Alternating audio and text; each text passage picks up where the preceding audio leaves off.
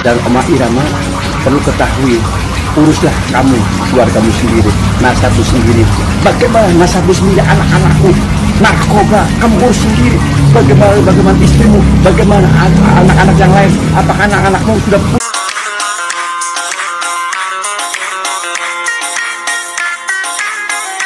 Assalamualaikum warahmatullahi wabarakatuh. Saudara sekalian, pada kesempatan ini kita melihat seorang aki yang marah besar terhadap Rhoma Irama.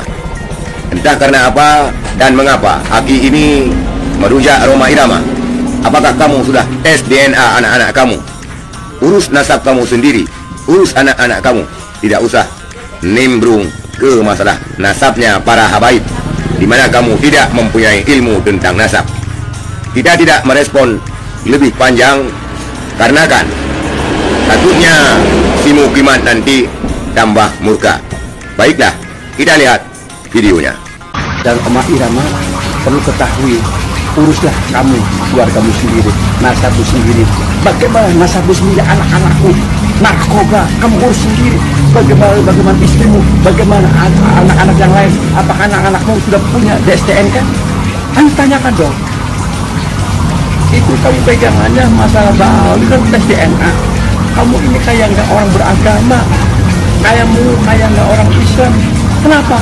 Dalam syariat Islam masalah nasab bukan pakai tes DNA, bukan pakai nikah perkawinan. Kalau ada perkawinan, kalau pernikahan itu yang sah, maka di situ ada nasab, ada ahli waris, bukan dengan tes DNA.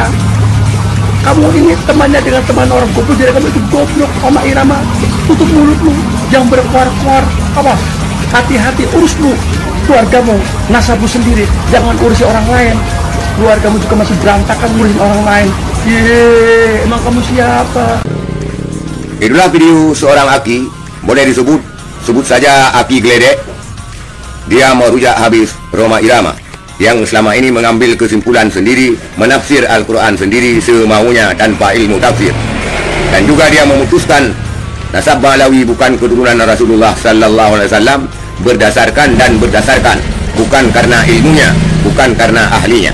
Tetapi apabila masalah dangdut, semua mengakui bahwa Rhoma Irama adalah rajanya, raja dangdut dan pakar dangdut yang dikenal oleh dunia internasional. Tetapi apabila masalah nasab, kemungkinan Rhoma Irama sangat minim pengetahuan tentang hal tersebut, apalagi tentang tafsir, apalagi tentang hadis. Tapi saudara sekalian, belakangan viral Rhoma Irama setelah nimbrung ke masalah nasab dan dilantik oleh Kiai Imad menjadi wali Allah, juga dia berani terang-terangan menafsirkan ayat Al-Quran semaunya, menafsirkan hadis semaunya. Tetapi itulah di akhir hidupnya Rhoma Irama, di masa-masa tuanya hanya menuai kontroversi dan menuai fitnah. Sekian, terima kasih. Assalamualaikum warahmatullahi wabarakatuh.